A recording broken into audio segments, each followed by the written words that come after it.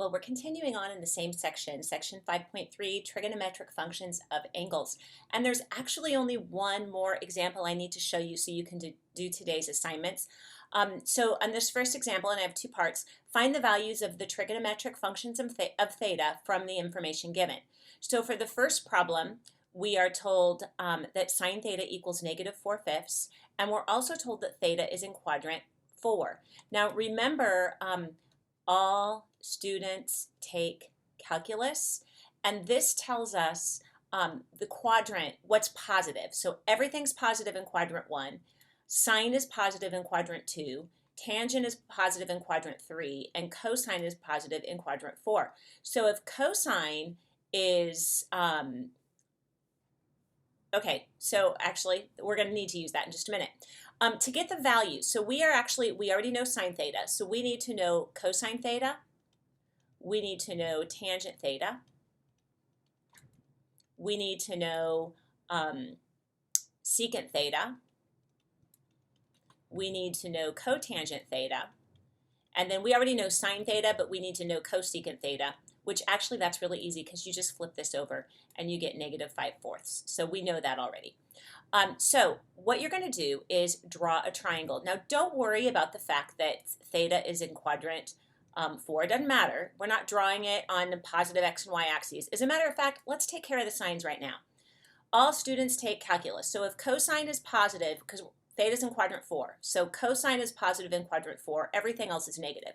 So cosine's positive, which means secant is also, because you flip it over, but tangent has to be negative and cotangent has to be negative, because if we're in quadrant 4, tangent's positive in quadrant 3, but not quadrant 4. So it's going to be negative. So now we've already taken care of the sign, S-I-G-N sign.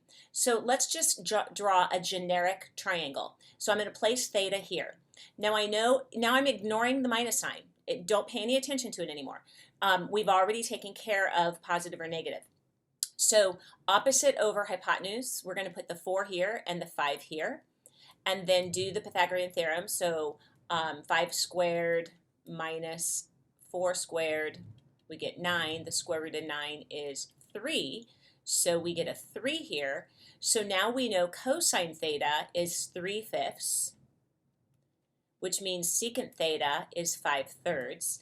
Tangent is opposite over adjacent, so we get 4/3. And remember, we already placed the negative sign. We already thought about that.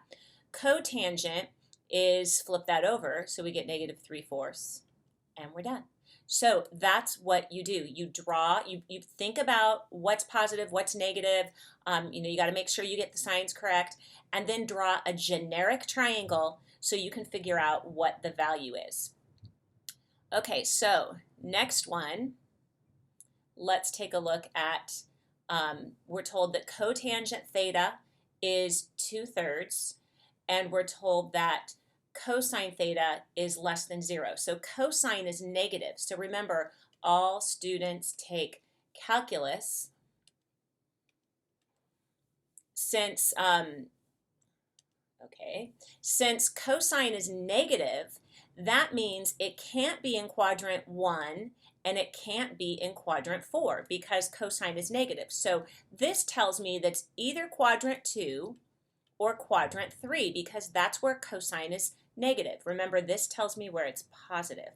So I know it's either in quadrant 2 or quadrant 3. So that's my first clue. Then I'm also told that cotangent is positive. I can see that. So cotangent's positive. So if tangent is positive in quadrant 3, then so is cotangent. So it has to be quadrant 3. So you kind of have to use the clues to figure out the quadrant on a problem like this. Once you've decided that, I'm going to go ahead and write down everything. So we have sine theta, cosine theta, tangent theta, cosecant theta, secant theta, and on one of your assignments or something that you guys did, some people were mixing these up because you want to put sine with secant and cosine with cosecant because they start with the same letter, which would be nice, but you can't do that because it would be wrong. Cotangent theta, which we already know is 2/3. Now, since it's quadrant 3, I know that tangent is positive in quadrant 3, so sine is negative, which means cosecant's negative, cosine is negative, secant's negative. So do that first. Then you do your generic triangle. Remember, mine always look the same. I'm going to put theta right here. Now, cotangent is 2/3, which means tangent is 3/2. So then my opposite is a 3, and my adjacent is a 2, and I have to figure out this side. So remember, to get this side, I have the square root of, because Pythagorean theorem, this side over here is going to be the square root of 3 squared plus 2 squared. So we get the square root of 9 plus 4, which is the square root of 13. So we have the square root of 13. Now, when you guys do this, sometimes you get a square root. Like if this had been the square root of 18, it could have been simplified, but left in exact form. I want your answers left in exact form, which means you're not going to use a calculator and say, oh, the square root of 13 is about, no, you leave it in radical form when you are writing down your answers, and it should be simplified. So sine is opposite over hypotenuse, so we get 3 over the square root of 13, and that's okay, but it's better to write negative 3 root 13 over 13 when you rationalize the denominator. Cosecant theta would be negative 2, we're going to flip that over. Now go back to the first one and flip that over. So we get negative root 13 over 3. I wouldn't flip this over because then you'd have to rationalize it again and simplify it. Cosine is 2 over root 13. We already took care of the fact that it was negative. So I get negative 2 root 13 over 13. We're going to flip that over to get secant. And now we have them all done. Okay, so really not hard, but I knew that I needed to at least give you a little bit of instruction on that, on what to do.